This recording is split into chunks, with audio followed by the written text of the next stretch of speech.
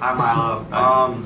You spent tonight endorsing a right to free speech, especially on colleges where you often speak. Yeah. Yet you are an avid supporter of a presidential candidate who wants to expand libel rights against journalists, supports restrictions on the internet, and condone violence towards peaceful protesters. Do you just decide to ignore these aspects about Donald Trump, or do you just use free speech as a defense for your polarizing comments? No, it's a good question. So I don't think Trump endorses violence toward anyone. I've never seen any evidence of that. I think that's a confection. Trump and the media, I think it's a good question. But here's what I think about it. I don't think that the American media has done a particularly good job over the last 30 years. Does anyone here think the media has done a particularly good job over the last 30 years? No. Well, the American media has lied to and lied about almost everyone in this room. They do it all day, they do it every day, they do it as a matter of routine. Journalism in this country has become less about exposing the truth and exposing wrongdoing as virtue signaling among a small group of coastal elites. Well, the Overton window is narrowed so far in the media, the extent to which you can no longer say true things if you want to keep your newspaper column or if you want to have a successful job in the media, to me represents a sort of industry failure. And in those industry failures, well, that's precisely the moment when the government steps in. Now, what Trump is proposing isn't clear because he wasn't particularly specific about it. But what he said was something along the lines of, it should be harder for them to lie about people. Well, who really disagrees with that? I don't think the libel laws in Britain are particularly great. They're way too strict, and they stop some journalists from doing what they should be able to do. But in America, you don't have that. And if a mild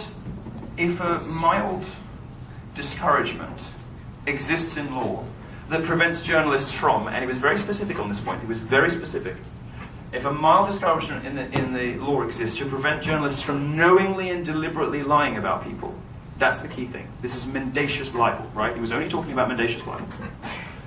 Is that a bad thing? Stopping people from knowingly lying about people? The First Amendment doesn't give you any right to do that. If you're a journalist, you have a responsibility. Or does it? Who knows? But it's not as simple as you painted it.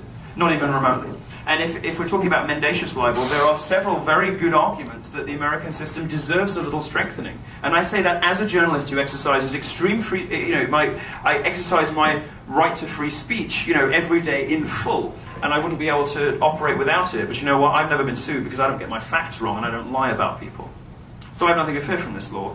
And if a little strengthening of mendacious libel curtail some of the excesses of the hard left in American media, I don't think that's such a bad thing.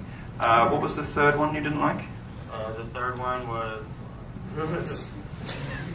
Oh, listen to him now. He's all crestfallen now. Oh, all right. Come on, give me the third one. You can remember. Condone violence towards people. No, I did that one. No. Supported restrictions on the internet. Oh, well, you're just wrong about that. You don't understand what he was saying. So what Trump was saying very specifically was we should look into technical solutions to hampering terrorists' access to the internet. He wasn't saying we should close down the internet, like you can't visit Reddit. What he was saying is, and he's right, that there... Well, you probably wouldn't go on Reddit, who knows. Tumblr in your case, maybe.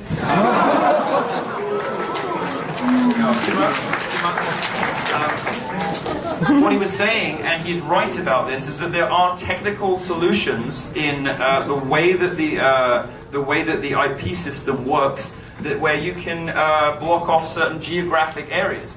If Trump was to tell the FCC to do this, they have the power to do this because all the companies that run this stuff are all American.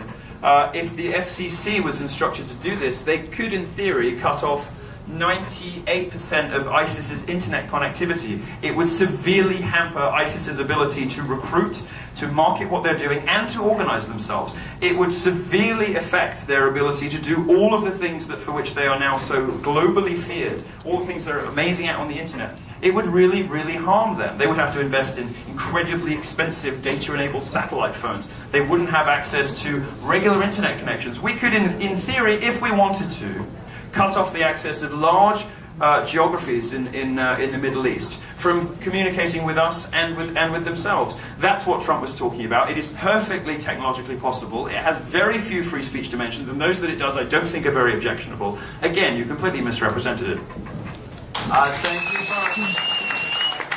you for taking my question, and I completely support your right to speak here. And Thank you very much. Thank you for the question.